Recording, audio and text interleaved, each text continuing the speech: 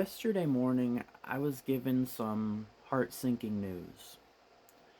A classmate of mine had just ended his life hours prior.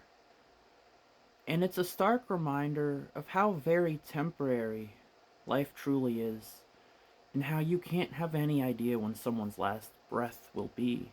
I'm not even specifically talking about knowing when my last breath will be, just about others around you. Now, I wasn't exactly close to this guy, although we were friends for a time growing up. And, I just want to say losing someone, we're always faced with a choice. Do we lean in closer to God or pull further away from Him? Do we accept that this wasn't the result of a cruel God or do we blame Him? Are we going to blame God for allowing someone to have the free will to choose to take their own life, or thank God for our own free will that He's blessed us with, that we may continue to choose life? For me, I'm going with the latter, you know? I haven't lost too many people that were super close to me, and so it's harder for me to relate to someone who has. But yeah, I just want to encourage people because I mean everyone's lost someone. So this video is still relevant to you, to anyone watching this, no matter what, because we've all lost someone, right? And everyone has to make that choice. What do we do with that? When we lose someone close to us, are we going to keep moving on or are we going to drift away? Are we going to let this motivate us and get us closer to God because we need Him more than ever because of this deep, deep sorrow, this deep loss that we're going through? Are we going to use that to go closer, get closer to God, or are we just going to give up on God and say that, oh, God would never do something like that? It's like you need to get closer to God through your tragedies. That is, or at least is part of why He allows us to go through these things. Because the Bible tells us, and I don't remember the exact verse, but I know it's in there that it says how this stuff builds us. We we grow out of, you know, our hardships. I wish I could remember it off the top of my head, but it's like He uses our pain to get us closer to Him. That's where our greatest triumphs, our greatest,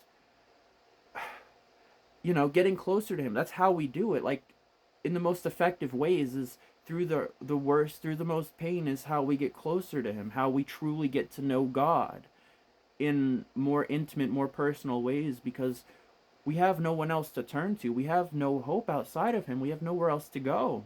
That's who we need to lean into in these, especially in these times of trouble and hurt and heartache and pain and suffering and just dealing with all this loss.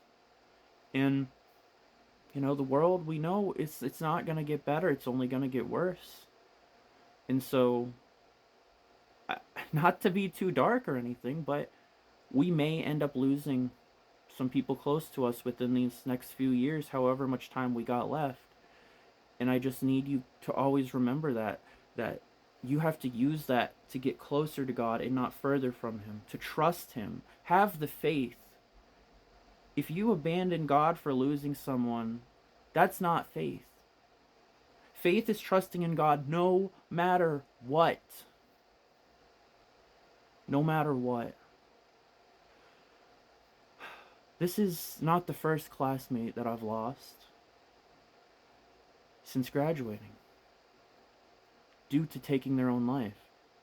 There was another guy, ironically his name was Christian. He wasn't a Christian, and neither was this guy who just took his own life, which that's what makes it so bad.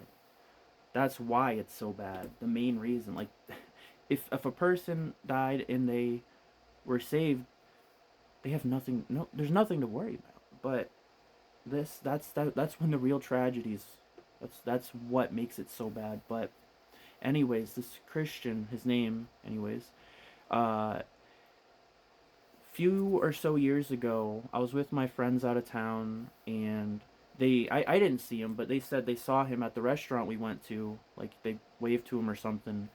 And then we found out the next day that he just took his own life. And that really struck me. It's like, we literally just saw him. And we had no idea, obviously. I don't think we talked to him from what I remember. But it's like, it's just one of those things where it's like, if I had known, I could have went up to him, told him about Jesus, and maybe he'd still be here today and not in hell. And the worst part of it, or one of the bad parts of it, is that back then I wasn't putting God first in my life. So that's not where my mindset even was, even if I had that option to. It's just one of those things. It's like, we have consequences of not putting God first in our life, of not living truly for Him when we're lukewarm. People are going to hell because of our selfishness, right?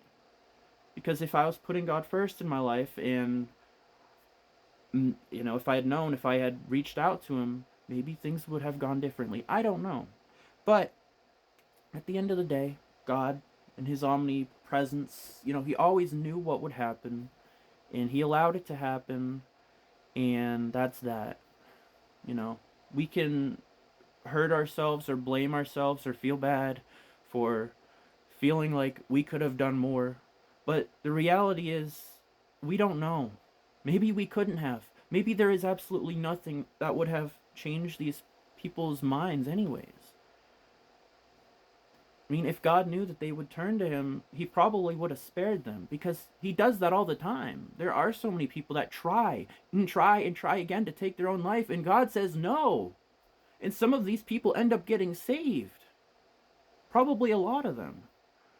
So it's like, at the end of the day, even though we have free will, God may still say no to you trying to end your life.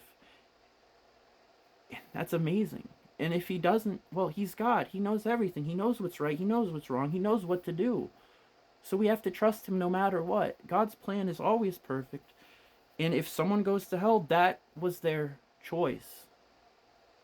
It's hard to accept. It's tragic. It hurts so bad. Like, I wasn't even super close to this person, and I'm feeling pretty bad about it. I'm like, maybe I should have told him, about Jesus. I didn't know he was struggling like that. But, like, everyone who doesn't know Jesus, who doesn't have Him in their lives, they're all struggling in some way, whether they want to admit it or not. And some people are more obvious than others, and some hide it really well. So, I guess the point is just tell someone about Jesus. Because everyone needs Jesus, and we're all going to leave this earth sooner or later, regardless of how it happens. And we all have to make that decision, who we want to accept. And you'll never understand God if you don't accept Him. If you aren't even willing to open your heart and be humble and have the faith that maybe God really is who He says He is. You'll never understand that if you don't seek Him. If you seek Him with your whole heart, you will find Him. Jeremiah 10:13. No. Jeremiah 29:13. And everyone who calls on the name of the Lord shall be saved. Romans 10:13. For if you declare with your mouth that Jesus is Lord and believe in your heart that God raised Him from the dead, you will be saved. God sent His only begotten Son, that no one should perish, but have everlasting life. For whoever believes in Him shall have everlasting life and will not perish. John 3:16. I'm paraphrasing because I'm blanking on the exact wording, but you know what I'm saying. Jesus loves you. It's not too late for you if you are still here on this earth breathing. God bless you. Peace.